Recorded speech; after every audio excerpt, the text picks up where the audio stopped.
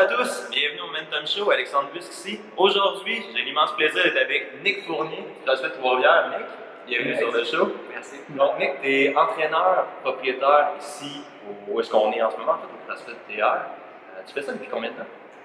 Ça va faire 6 ans. 6 ans que le gym Que le gym est ouvert le 15 décembre. 15 décembre? Ouais, T'avais parti ça le 15 décembre. J'avais parti ça le 15 décembre parce que j'avais tellement hâte d'ouvrir le gym que je pensais à rien d'autre. J'étais assis dans le gym du 15 décembre jusqu'au 15 janvier sans qu'il y ait personne qui venait s'entraîner, mais j'avais hâte de J'étais assis ici là, comme la semaine de Noël puis j'attendais le monde. Ouais. Pourquoi t'avais hâte de partir ça? Mais en fait, ça a parti de plus une passion pour le CrossFit puis qu'est-ce que le CrossFit pouvait amener aux gens. Souvent les vidéos au début là, dans le temps, ça date, ça doit faire 2009, là, mais qu'est-ce que je trouvais vraiment cool, c'est du monde qui ne devrait pas nécessairement aimer la vie tant que ça, ou qui ont vécu beaucoup de choses difficiles. Ben, par le CrossFit, ils étaient capables de trouver qu'est-ce qu'ils voulaient, puis comme développer du caractère à travers de ça, puis augmenter leur niveau, leur qualité de vie avec ça. Il y a un moment donné, j'en parlais tellement, j'étais tellement tout le temps en train de parler de ça, puis c'est donc le monde, ça change leur vie, les coachs, ça a l'air ils sont là à coacher toute la journée. Ça m'a amené pas mal, autant au niveau physique, de me rendre compte que ça faisait quand même 4 ans que je m'entraînais, je fréquente les gyms depuis que j'ai 15 ans, 14-15 ans. Puis, j'étais pas en forme. J'étais pas en forme, je savais pas spotter, j'étais pas capable de pousser une barre au-dessus de ma tête parce que mes bras bloquaient ici. Gros bench press, man. On disait pas assez de bench press. On fait rien, on dirait que nos yeux sont pas ouverts, on fait pas les choses pour les bonnes raisons. C'est quoi les bonnes raisons? Ou c'est quoi les mauvaises raisons? Ben, en fait, je pense qu'on la trouve à un moment donné, c'est pas la bonne raison, mais moi, personnellement, c'est ma santé, ma tête, c'est être capable de fonctionner. Puis que mon entraînement m'apporte autre chose, pas juste un physique, mais un mental, que je suis capable de faire ce que je veux dans ma journée et foncer dans peu importe quel projet. J'essaie de mettre le focus à la bonne place, sur leur mouvement, sur pourquoi tu t'entraînes si fort, tu as mal partout, tu as de la misère à monter ton set de marche. Je pense que faut quelqu'un de l'extérieur qui amène un peu cette vision-là.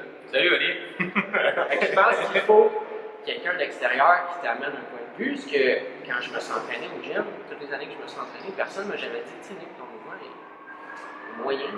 Tu sais, Nick, pourquoi tu t'entraînes de telle façon? Ça t'apporte quoi? Il y a personne qui m'a posé des questions. Puis moi non plus, je ne me posais pas de questions, je sais pas où. La première affaire que je voulais t'amener, c'est vraiment plus le transfert à l'extérieur. Je pense que c'est quelque chose que tu fais vraiment bien ici en général, soit avec tes textes, soit avec la philosophie, soit avec l'ambiance même dans le gym. L'idée que tu sors de ton entraînement pour des points qui sont externes que l'entraînement. Je pense qu'il y a beaucoup de monde qui ne le voit pas comme ça. Ils vont vraiment faire, je vais à mon entraînement, je fais mes exercices, puis après ça, je m'en vais, puis il n'y a pas de transfert. C'est beau entraîner les gens pendant 1 heure ici, puis c'est des cours semi-privés, des fois on est 14, j'ai le temps de voir tout le monde, voir tous les mouvements techniques, sauf que j'ai pas tout le temps d'avoir une discussion de... Parce qu'on s'entend, c'est 1 heure par jour que tu passes au gym. T'en restes beaucoup à vivre dans ta journée. Tu as 23 heures pour effacer les heures dans ta journée. C'est ça. Fait que, à travers les textes que je fais, c'est sûr que j'essaie de toucher les gens un petit peu plus en profondeur. Puis j'essaie de le faire aussi par le coaching. Pas nécessairement juste corriger ton mouvement, mais essayer de poser les bonnes questions. Là, savoir, prendre le temps que le monde soit conscient de leur corps. Puis pourquoi ils bougent si vite, pourquoi ils sont si pressés de faire leur squat. Pourquoi mettre les priorités à la bonne place aussi. C'est quoi les erreurs que tu dirais que les gens vont faire souvent, justement, quand ils commencent, soit en question de priorité, soit en question de qualité de mouvement? Le CrossFit, on se distingue un peu par notre intensité. C'est pas l'étape numéro 1. L'étape numéro 1, c'est vraiment d'être conscient de ton corps et de te concentrer sur ta technique. Bouger comme il faut. Parce que n'importe quel mouvement qui est mal fait va entraîner une douleur quelque part. Quand même que tu as toute l'intensité du monde, si tu ne le fais pas comme il faut, ben, ton entraînement ne va pas t'offrir longtemps. Moi, je veux que le monde s'entraîne longtemps et qu'il reste en santé longtemps aussi. Si tu pouvais retourner dans le temps et t'en reparler quand tu as commencé, c'est quoi les choses que tu dirais de faire ou de ne pas faire? Dans le temps, je change. Moi, personnellement, je ne change rien. C'est sûr, j'aurais peut-être aimé avoir quelqu'un qui me pose des bonnes questions, justement, qui me dit, Nick, pourquoi tu fais ça? ça te donne goût ce que tu fais. Là. Juste comme me rendre un peu plus conscient que des fois, certains chemins qu'on emprunte, ben, ils nous mettent nulle part. Fait que vraiment plus être, pas nécessairement être automatisé dans ton entraînement. C'est pas nécessairement juste. Ouais, tu sais, pas t'entraîner, mettons. Quand on est jeune, on s'entraîne. Tu sais, personnellement, je suis pas quelqu'un qui a un gros physique. Ben, quand j'étais au secondaire, ben, je voulais plus haut. Je trouve que ça, un coup que tu deviens plus gros, ben après ça, pourquoi tu t'entraînes, tu sais? Ouais. J'ai atteint un certain poids que je trouvais convenable, puis après ça, j'ai pris une dérape, tu sais. Puis c'est la même chose, il faut juste que tu trouves une raison pour laquelle tu le fais, puis c'est ça que j'essaie d'apporter aux gens aussi. Une raison, des objectifs. Tu trouves ta raison, puis après tu fixes tes objectifs. Dans quel sens tu le fais normalement? Ben, les objectifs vont t'aider à progresser, c'est sûr. Sauf que si tu as une raison qui est vraiment plus profonde, peu importe, tu vas peut-être atteindre tes objectifs ou pas, mais si tu trouves une raison, c'est que tu vas être capable de continuer vraiment plus longtemps. Tu sais, si ta raison c'est de t'entraîner, parce que toi, tu aimes donc ça manger, puis tu t'entraînes parce que tu veux manger mal, mais je pense pas qu'en bout de ligne, tu vas être heureux de même. Tu sais. Fait que tout ça, ça revient un peu à être, justement, vivre une super vie, puis être heureux à tous les jours, là, dans qu'est-ce que tu fais, puis Ce qui est intéressant, c'est que tu peux aussi te servir, je pense, de l'entraînement comme fenêtre vers autre chose. Si on parle de vivre une meilleure vie, c'est pas juste si on gym une heure, c'est après ça, tu vas considérer ton alimentation, tu vas considérer ta gestion de stress, tu vas regarder ton sommeil. Mais tu sais, cette heure-là, c'est pas l'heure en soi, mais c'est que l'heure peut t'ouvrir sur autre chose. Fait que la question que j'aurais pour toi, c'est toi, c'est que tu ouvert sur autre chose que tu n'avais pas avant, l'idée de commencer le CrossFit, commencer à jouer avec ça. Ben, qu'est-ce que j'aime du CrossFit, c'est que quand tu vas t'entraîner dans un gym de CrossFit, si tu as mal dormi la veille, tu le sais. Ouais. Si tu as mal mangé la veille, tu le sais. C'est clair. Tu sais, tes performances sont vraiment affectées par toutes les autres choses. Fait que oui, je trouve que c'est vraiment un beau point d'entrée, l'entraînement. Comme ça l'ouvre des portes sur tout, comme tu dis, tu vas t'entraîner, mais là, tu te rends compte que peut-être que ton alimentation est déficiente, puis tu serais peut-être un petit peu meilleur si tu mangeais mieux ou si tu dormais mieux. Puis, tout ça, ça va tout ensemble, c'est sûr. Sauf que, ouais, je pense que ça l'aide à ouvrir les yeux sur quelque chose. Sur d'autres choses, ouais. Comme quoi? Ben, qu'est-ce que je viens de dire, en fait, là, sur ta qualité de vie, là, ton sommeil, est-ce que tu fais tout ce qui est en ton moyen pour vivre ton plein potentiel? C'est vraiment malade. Ouais. OK.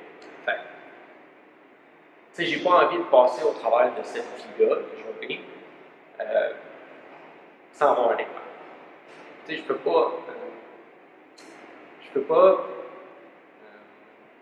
avoir un impact si tout ce que je fais fait que j'ai pas d'énergie. Ouais. Fait que j'essaie que mon entraînement maximise mon énergie, mon alimentation, mon sommeil, juste pour que je sois capable d'influencer le monde à travers de ça, et que tout le monde finisse par vivre une meilleure vie. Ça, je pense que c'est une erreur qu'on fait souvent au Québec. Parce que personnellement, j'ai fait toute la job en tant que coach, c'est de donner. Tu donnes ton énergie, tu donnes des choses, puis souvent on oublie qu'il faut se remplir, nous autres aussi, à un moment donné, tu peux pas juste donner. Ouais. Ben, c'est une raison pourquoi que j'essaie d'avoir du temps off là, dans ma journée. C'est peut-être 1 an que je médite. Juste 20 minutes par jour, ça fait vraiment... Ça change une vie, mon gars. Puis, tu sais, juste d'avoir une qualité de sommeil, de rentrer chez vous, comme dormir, ça fait vraiment du bien. Puis, mais j'aime vraiment l'idée, au-delà de nos expériences personnelles, c'est juste le concept derrière ça. L'idée que, tu sais, il faut que tu planifies une période de récupération, indépendamment de si tu entraînes ta capacité à coacher ou si tu entraînes ton activité physique, si tu entraînes ton alimentation. Je pense que faut apprendre à connaître son corps, apprendre à connaître sa tête. Tranquillement. Ouais, juste être conscient de qu'est-ce qu'on fait. Il y a des journées que je me dis, si je m'entraîne fort aujourd'hui, ben, j'aurais pas d'énergie pour coacher. C'est vrai. Fait qu'il y a des jours que je m'entraîne pas, puis je me sens pas mal de ça parce que mon but, c'est pas de m'entraîner pour manger ce que je veux dans la vie. Mon but, c'est de m'entraîner pour avoir la capacité d'être capable de justement donner aux autres et avoir de l'énergie tout le temps. Fait que la journée que je décide de m'entraîner parce que je veux que mes performances physiques augmentent, bien là, ça va peut-être faire que je vais avoir moins d'énergie à donner aux autres. Et si vous allez vous entraîner parce que je veux que vous viviez une belle vie à l'extérieur, pas parce que, oui, c'est le fun que tes performances augmentent dans le gym, puis il faut, parce que sinon, je veux dire, qu'est-ce qu'on fait? Qu'est-ce qu'on fait ici? Ouais, c'est ça. Sauf que si tes performances augmentent dans le gym, puis là, tu vas faire une sieste de 2 heures, tu manges mal, tu n'as pas d'énergie, ben, ça ne sert à quoi d'avoir tes performances dans le gym. Tu sais, ça, c'est une autre question aussi que tu as ramené. Je pense que tu l'as écrit sur un mur quelque part. Tu sais, l'idée du progrès aussi, c'est souvent quelque chose qu'on n'a pas en entraînement. Puis, écoute, ça ramène la thématique du début, c'est la conscience de ce qu'on fait, mais tu sais, tu devrais progresser, tu devrais sentir que tu progresses, tu devrais pas juste passer de manière automatique à travers tes boîtes ou à travers tes entraînements. Ouais. Puis, tu sais, être aussi content de progresser sur ta posture, sur ton squat. C'est un pilleur, c'est ça? Ben, t'as rajouté 10 minutes à ton squat, puis t'es super penché par l'avant, puis tu sais, ça des fois je regarde là, puis je suis comme, je dis, ah ouais, c'est le plus que j'ai jamais levé. Ouais, c'est pas même beau. Ça va t'empêcher d'en faire plus. C'est ton max, c'est ton max, c'est cool. Comme, mais là on descend. Genre, je suis vraiment content que t'aies fait ça, sauf que là on descend parce qu'on va pas progresser comme ça. Puis c'est facile de sacrifier le court terme, de sacrifier le long terme pour le court terme en entraînement. Mais ça, puis pas juste en entraînement. Dans quoi dans la vie en général. Là. Comme quoi? Ben, je vais manger ça là, je vais me sentir bien là. Dans 5 minutes fini. C'est la même chose. Mais tu l'as eu là, puis tu sais, sauf que ça n'a pas duré. C'est la même chose pour un PR. T'as fait un PR là, yeah! That's it. Continue à t'entraîner, c'est pas fini. Toute la vie où le concept ou l'objet que tu as acheté qui a le plus changé ta vie dans la dernière année. Dans la dernière année, Lui qui a changé le plus. Avoir pris l'habitude de me lever à 5 heures, qui n'est pas tout le temps le cas, là, mais d'essayer de le tu as une habitude clé, là, comme tu parlais d'entraînement, ça ouvrait des portes sur plusieurs autres bonnes habitudes à faire. Mais je pense que se lever à 5 heures, ça fait que tu te couches plus tôt, ça fait que tu manges moins avant de te coucher, ça fait que ça engendre beaucoup de choses positives. Ça c'est clair, puis tu sais, ça te donne beaucoup plus de fenêtres pour faire d'opportunités aussi si c'est plus tôt le matin. Puis je me rappelle, ça va peut-être, les gens vont probablement être intéressés par ça parce qu'on avait essayé de faire ça ensemble au début, se lever tout le temps plus tôt, puis on parle de 2 ans. Ça fait comme 2 ou 3 ans qu'on essaye de se lever super tôt. Je sais pas pour toi, moi j'ai réussi à vraiment bien l'appliquer juste cette année, il y a peut-être 3-4 mois. Là. Et je pense que c'est cet été. Je me suis mis comme objectif au tableau pendant, je me rappelle plus c'était combien, je pense que c'était un mois et demi, là, de me lever tout le temps avant 5 heures. As-tu réussi à faire? J'ai pas réussi à le faire. Je t'aurais lancé des phrases. Sauf que j'ai acquis tellement de bonnes habitudes qui viennent avec ça que c'est ça l'affaire des objectifs. Tu n'atteindras peut-être pas l'objectif, mais le chemin que tu vas avoir fait pendant que tu vas avoir poursuivi cet objectif-là, ça va tout l'ordre. J'ai rarement été content de faire un PR. Ouais, c'est ça. Puis c'est pas que j'apprécie pas. Puis des fois, le monde me parle du gym, ils disent ah, tu dois être fier. Je suis comme oui, je suis fier. Sauf que j'ai tellement fait de chemin à faire ça que le moment aujourd'hui, le moment où je me lève 30 fois, que je fais ci, que je fais ça me rend pas plus content que tout ce que j'ai accompli avant. C'est vraiment le processus qui est vraiment cool là-dedans. Puis, tu sais, comment te cheminer à faire tout ça. Plus que le lever cette journée. C'est quoi que tu as appris dans ces dernières années-là pour aller avec cette philosophie-là? As-tu des éléments déclencheurs, quelque chose qui ont fait changer de perception ou là-dessus? Donc, je pense que c'est vraiment un tout. T'instruire aussi, là, je m'instruis pas mal plus que j'ai pu le faire avant. Donc, essayer de chercher des conseils de l'extérieur aussi, apprendre des autres.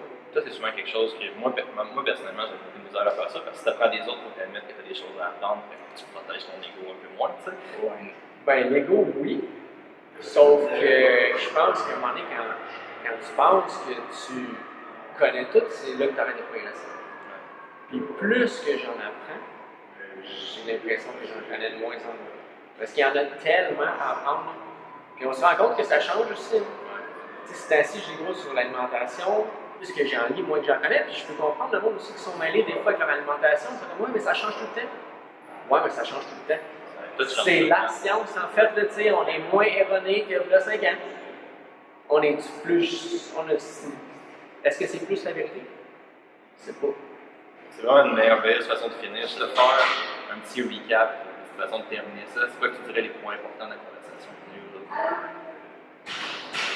Allô? Les points importants, Tu peux te parler à tout le monde. C'est quoi les trucs que tu aimerais ça qu'ils sachent? Ben, de juste éveiller la conscience. C'est savoir pourquoi vous faites ce que vous faites aujourd'hui, puis trouver une raison qui va être encore bonne dans 10 ans aussi. Parce que si vous faites quelque chose aujourd'hui que vous n'avez pas l'intention de faire dans 10 ans, ben pourquoi vous le faites aujourd'hui?